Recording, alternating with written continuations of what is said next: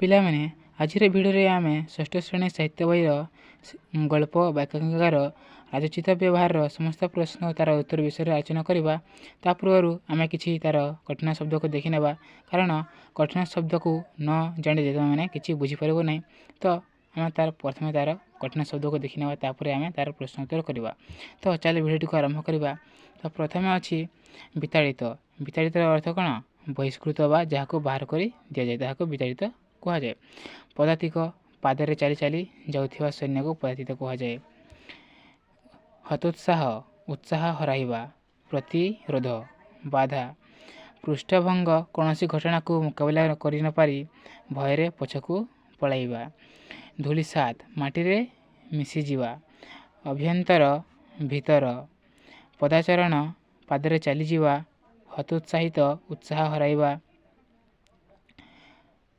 ସ୍ୱର୍ଣ୍ଣପ୍ରସୂ, ସୁନା ଉତ୍ପାଦିକା, ଅତିଶୟ ଉର୍ବର। ଅପରିସୀମା, ଅସୀମ।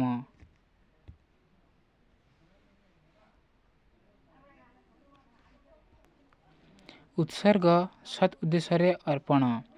ଆକୃଷ୍ଟ, ମୁଗ୍ଧ ବା ପ୍ରଲୁବ୍ଧ। ଅଭିପ୍ରାୟ, ଇଚ୍ଛା। ନିକ୍ଷେପ, ଫିଙ୍ଗିବା। ପରିତ୍ୟାଗ, ଛାଡ଼ିଯିବା। ସ୍ମରଣୀୟ, ମନେ ପକାଇବାର ଯୋଗ୍ୟ।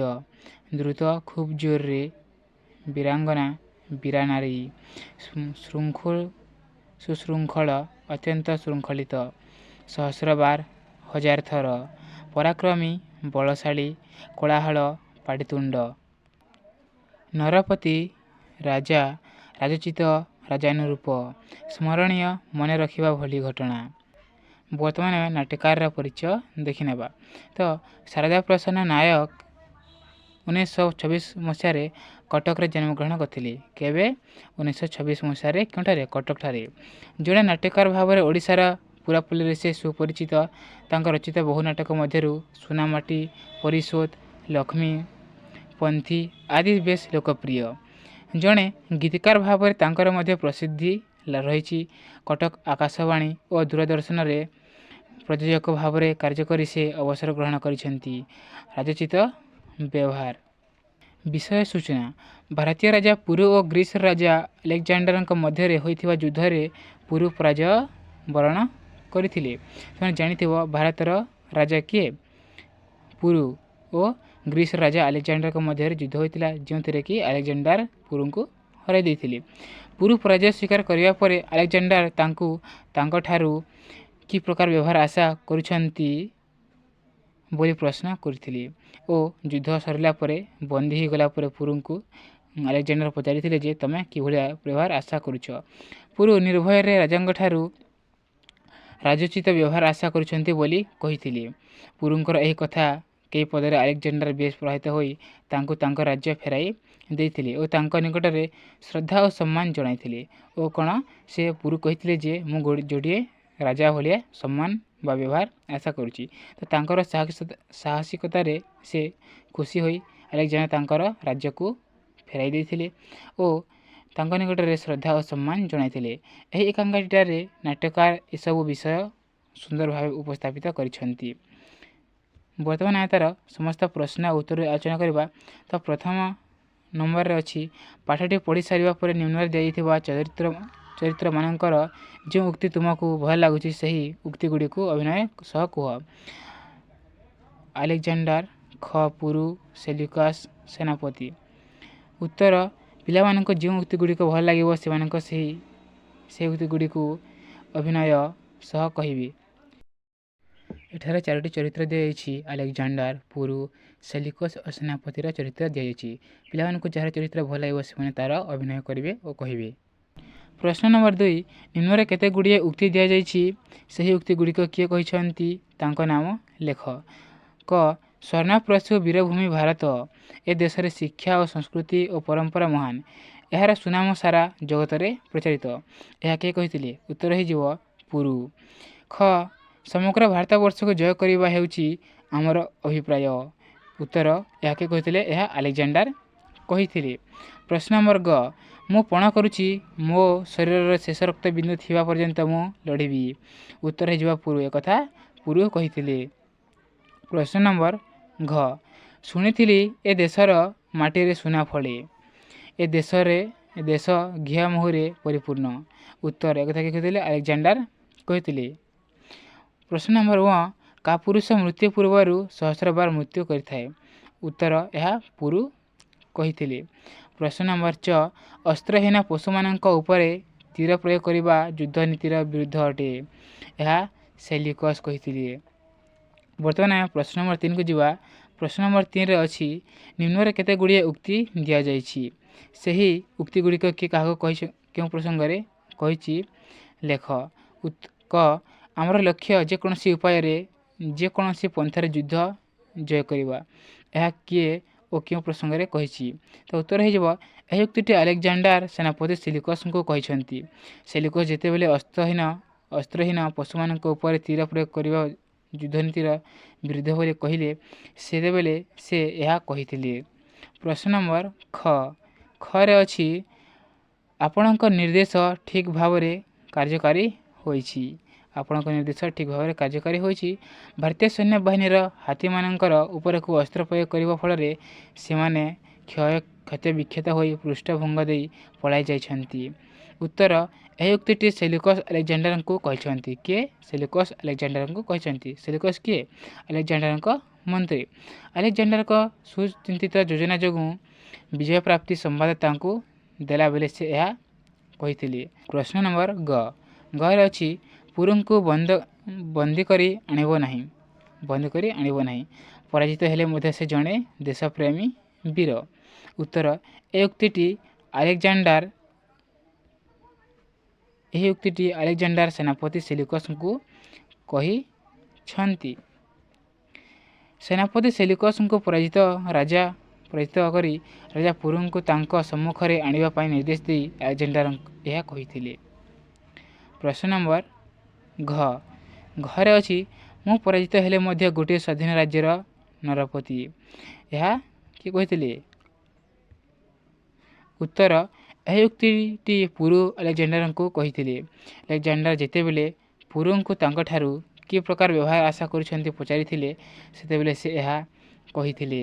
ପ୍ରଶ୍ନ ନମ୍ବର 1ରେ ଅଛି, ଆଜି ମୁଁ ଅନୁଭବ କରୁଛି ଯେ ସୁଜଲା ସୁଫଳା ଓ ଶସ୍ୟଶ୍ୟାମଳ ଭାରତବର୍ଷ ପ୍ରକୃତରେ ବୀରମାନଙ୍କର ଲୀଳାଭୂମି। ଉତ୍ତର ହୋଇଯିବ, ଏ ଉକ୍ତିଟି ଆଲେକ୍ଜାଣ୍ଡାର ରାଜା ପୁରୁଙ୍କୁ କହିଥିଲେ।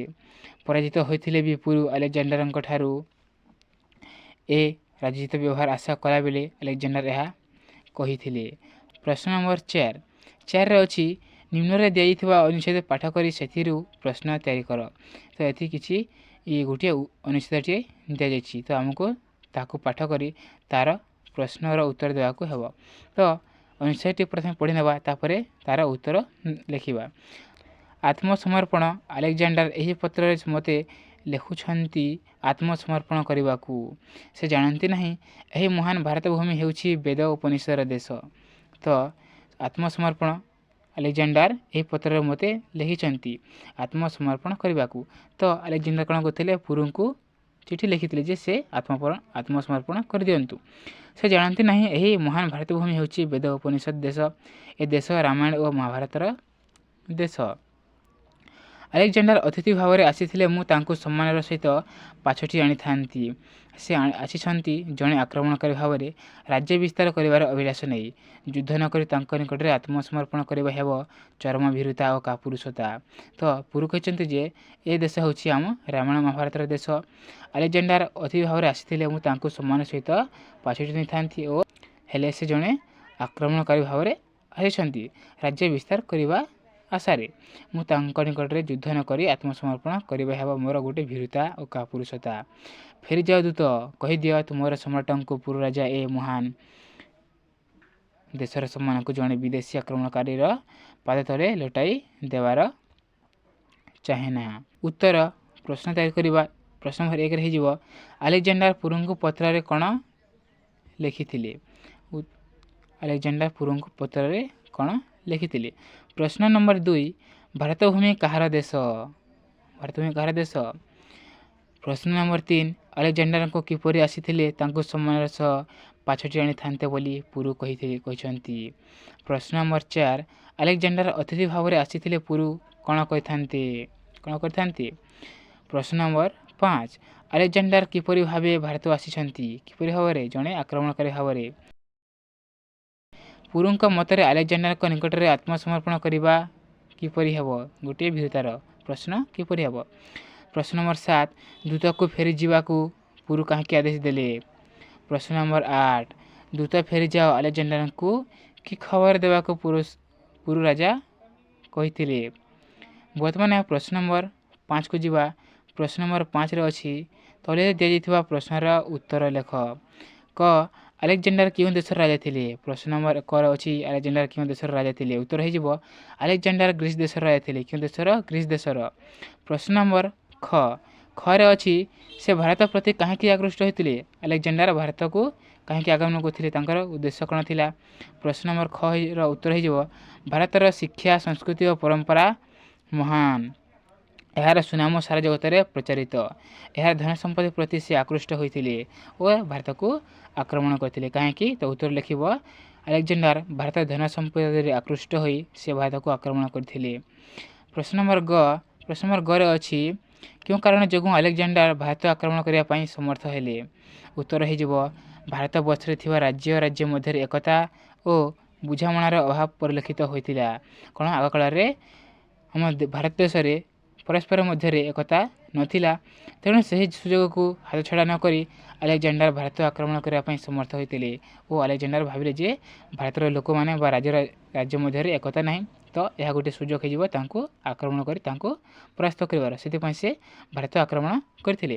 ପ୍ରଶ୍ନ ନମ୍ବର ଘରେ ଅଛି ଆଲେକ୍ଜାଣ୍ଡାର ପିଲାଦିନୁ ଭାରତ ବିଷୟରେ କ'ଣ ଶୁଣିଥିଲେ? ଉତ୍ତର ହୋଇଯିବ ସ୍ୱର୍ଣ୍ଣପ୍ରସୁ ଭାରତ ଭୂମିର ମାଟିରେ ସୁନା ଫଳେ। କ'ଣ? ଆଲେକ୍ଜାଣ୍ଡାର ଶୁଣିଥିଲେ ଯେ ଭାରତରେ ସୁନା ଫଳେ, ଏ ଦେଶ ଘିଅ ମହୁରେ ପରିପୂର୍ଣ୍ଣ ବୋଲି ଆଲେକ୍ଜାଣ୍ଡାର ପିଲାଦିନୁ ଭାରତ ବିଷୟରେ ଶୁଣିଥିଲେ। ତ ଉତ୍ତର ହୋଇଯିବ ଆଲେକ୍ଜାଣ୍ଡାର ପିଲାଦିନୁ ଭାରତ ବିଷୟରେ ଶୁଣିଥିଲେ ଯେ ଭାରତର ମାଟିରେ ସୁନା ଫଳେ ଓ ଏହି ଦେଶର ଘିଅ ମହୁରେ ପରିପୂର୍ଣ୍ଣ ବୋଲି ଆଲେକ୍ଜାଣ୍ଡାର ପିଲାଦିନୁ ଶୁଣିଥିଲେ ଓ ସେଥିପାଇଁ ସେ ଭାରତ ଆକ୍ରମଣ କରିଥିଲେ। ପ୍ରଶ୍ନ ନମ୍ବର 6ରେ ଅଛି ନିମ୍ନରେ ଦିଆଯାଇଥିବା ଅନୁଚ୍ଛେଦରେ ବିରାମ ଚିହ୍ନ ଯୋଗ କରି ଲେଖ। ତ ଏଠି ଗୋଟିଏ ଅନୁଚ୍ଛେଦ ଦିଆଯାଇଛି, ଏଥିରେ କିଛି ବିରାମ ଚିହ୍ନ ବା କମା ପ୍ରୟୋଗ କରାଯାଏ ନାହିଁ। ତ ତଳେ ଉତ୍ତର ଦିଆଯାଇଛି, ତୁମେମାନେ ଦେଖିକି ଲେଖିନେବ ହେଲା। ତ ଏବେ ଆମେ ପ୍ରଶ୍ନ ନମ୍ବର 7କୁ ଯିବା। ପ୍ରଶ୍ନ ନମ୍ବର 7ରେ ଦିଆଯାଇଛି ତଳେ ଡାହାଣ ପଟେ କେତୋଟି ଅର୍ଥସୂଚକ ଭକ୍ତି ଦିଆଯାଇଛି, ବାମ ପଟେ ଦିଆଯାଇଥିବା ଉପଯୁକ୍ତ ଶବ୍ଦ ସହ ତାହାକୁ ମିଳାଇ ଲେଖ। ତ ବିତାଡ଼ିତ ପ୍ରଥମ ଶବ୍ଦ ହେଉଛି ବିତାଡ଼ିତ, କୌଣସି ଆଶା ପୂରଣ ନ ହେବା। ହତୋତ୍ସାହ କ'ଣ? କୌଣସି ପରିସ୍ଥିତି ବା ଘଟଣାକୁ ଦେଖି ଡରି ପଳାଇବାକୁ। ପ୍ରତିରୋଧ ଯାହାକୁ ବାହାର କରି ଦିଆଯାଇଛି। ପୃଷ୍ଠଭଙ୍ଗ ଉତ୍ସାହ ହରାଇବା। ଧୂଳିସାତର ଅର୍ଥ ବାଧବା। ତ ଆମକୁ ଉପଯୁକ୍ତ ଶବ୍ଦ ବ୍ୟବହାର କରିବାକୁ ପଡ଼ିବ। ତ ଉତ୍ତର ହୋଇଯିବ ବିତାଡ଼ିତ କ'ଣ? ଯାହାକୁ ବାହାର କରି ଦିଆଯାଇଛି ତାହାକୁ ବିତାଡ଼ିତ କୁହାଯାଏ। ହତୋତ୍ସାହ ଉତ୍ସାହ ହରାଇବା, ଯେ ଉତ୍ସାହ ହରାଇଥାଏ ତାହାକୁ ହତୋତ୍ସାହ କୁହାଯାଏ। ପ୍ରତିରୋଧ ଅର୍ଥ ବାଧା ଦେବା। ପୃଷ୍ଠଭଙ୍ଗ କୌଣସି ପରିସ୍ଥିତି ବା ଘଟଣାକୁ ଦେଖି ଡରି ପଳାଇବାକୁ ପୃଷ୍ଠଭଙ୍ଗ ଦେବା କୁହାଯାଏ। ଧୂଳିସାତ କୌଣସି ଆଶା ପୂରଣ ନ ହେବାକୁ ଧୂଳିସାତ କହନ୍ତି। ପ୍ରଶ୍ନ ନମ୍ବର 8ରେ ଅଛି ଏକାଙ୍କିକାଟିକୁ ଭଲ ଭାବରେ ପଢ଼ି ତଳେ ଦେଇଥିବା ସୂଚନା ଅନୁଯାୟୀ 2ଟି ଲେଖାଏଁ ବାକ୍ୟ ଲେଖ। ଉତ୍ତର ପୁରୁଙ୍କର ଦେଶ ପ୍ରେମ।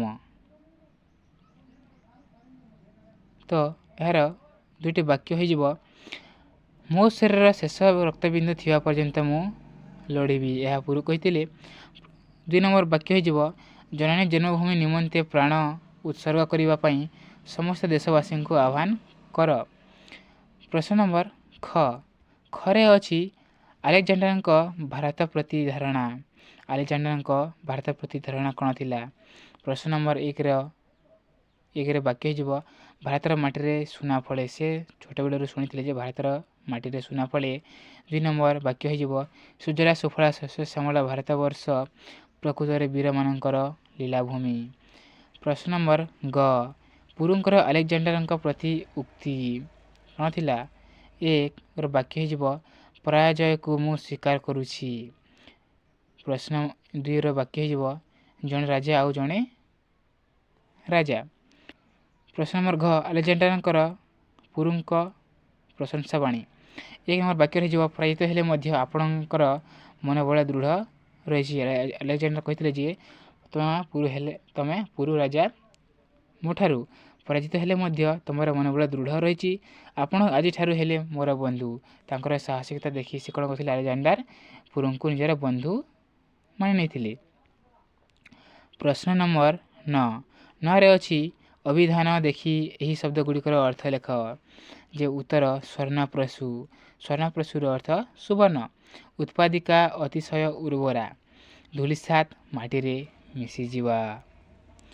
ବୀରାଙ୍ଗନାର ଅର୍ଥ ବୀରା ନାରୀ। ଅଭିପ୍ରାୟର ଅର୍ଥ ଉଦ୍ଦେଶ୍ୟ। ନିକ୍ଷେପର ଅର୍ଥ ଫିଙ୍ଗିବା। ପ୍ରଶ୍ନ ନମ୍ବର 10ରେ ଅଛି ନିମ୍ନରେ କେତୋଟି ଶବ୍ଦ ଦିଆଯାଇଛି। ସେହି ଶବ୍ଦଗୁଡ଼ିକୁ ବ୍ୟବହାରରେ ଏକ ଅନୁଚ୍ଛେଦ ଲେଖ। ବେଦ ଉପନିଷେଦ, ଘିଅମୋହ, ବୀରାଙ୍ଗନା, ସ୍ୱର୍ଣ୍ଣପ୍ରସୂ, ଶକ୍ତିଶାଳୀ, ସମ୍ମାନ, ଶେଷ, ରକ୍ତବିନ୍ଦୁ। ତ ଏହି କିଛି ଯେଉଁ ଶବ୍ଦ ଦିଆଯାଇଛି ତାକୁ ଆମ ଗୋଟିଏ ଅନୁଚ୍ଛେଦରେ ପରିଣତ ବା ଲେଖିବାକୁ ହେବ। ତ ଉତ୍ତର ହେଇଯିବ ଭାରତ ବେଦ ଉପନିଷଦର ଦେଶ। ଭାରତ କାହାର ଦେଶ? ବେଦ ଉପନିଷଦର ଦେଶ। ଏହି ସ୍ୱର୍ଣ୍ଣପ୍ରସୂ ବୀରଭୂମିର ବୀରମାନଙ୍କର ପରାକ୍ରମରେ ଏହା ଶକ୍ତିଶାଳୀ ହୋଇଉଠିଛି। ଏହି ଭୂମିରେ ବୀର ଓ ବୀରାଙ୍ଗନାମାନଙ୍କର ଏକତାର ଅଭାବରୁ ପରାଜୟ ଘଟୁଛି। ଓ କ'ଣ? ଏହି ଭୂମିରେ ବୀର ଓ ବୀରାଙ୍ଗନାମାନଙ୍କର ଏକତାର ଅଭାବରୁ ପରାଜୟ ହେଉଛି।